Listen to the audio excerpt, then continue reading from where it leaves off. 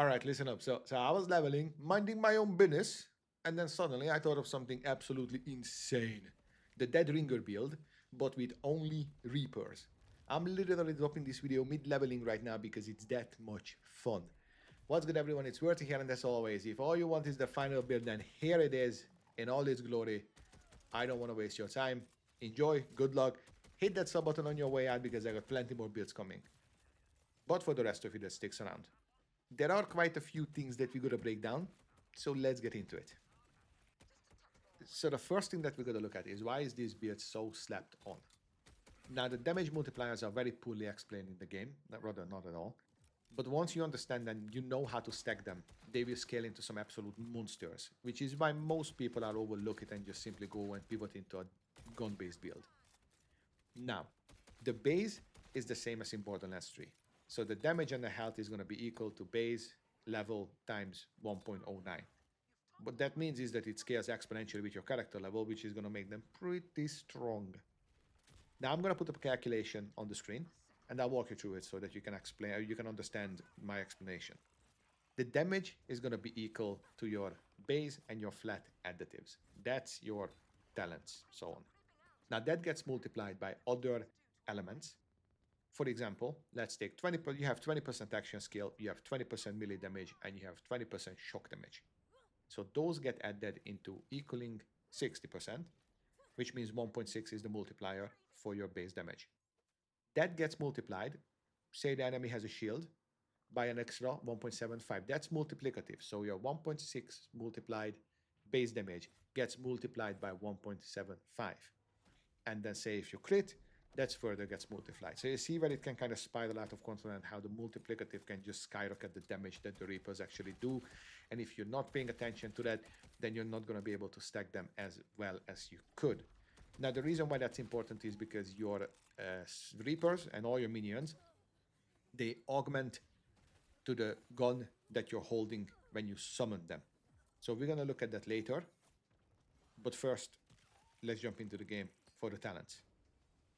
So let's look at the talents, the gearing, and the specialization, and what we want to achieve.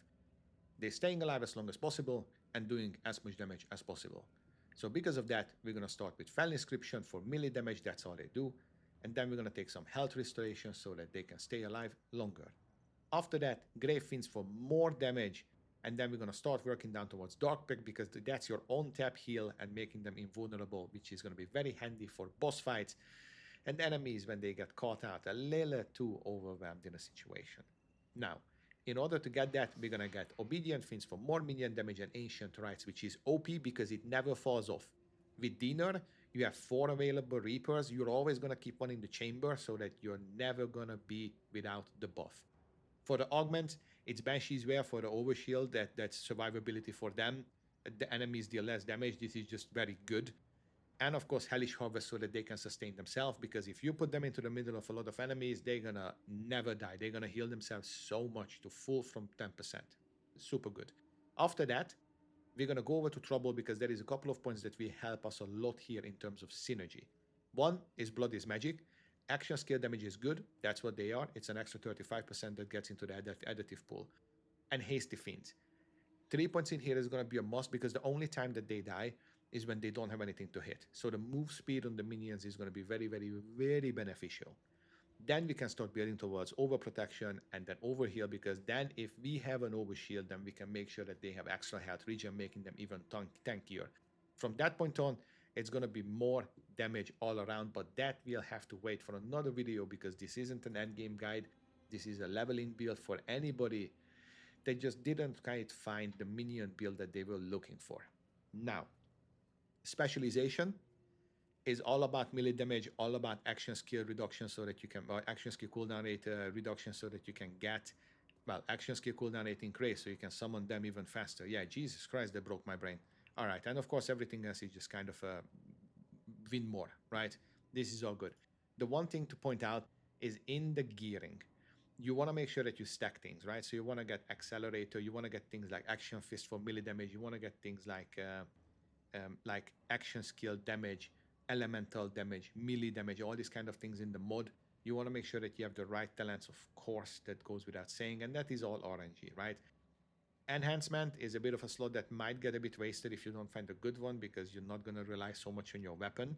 But what's very important is that even a shitty gun, if they have the right attunement, is good, or element. Because the way that it works is, depending on what gun you're holding, is the Spectre or the Reaper that you're going to summon. So if I go with my corrosive and I summon a dude, he is now corrosive for the rest of his lifetime, or her lifetime. If this is the cryo, she is now going to be cryo for the rest of her lifetime, and you can see that it's a different color. And then if I get a shock, then she is going to be, well, she is going to be on cooldown, but she is going to be shock for the rest of her lifetime.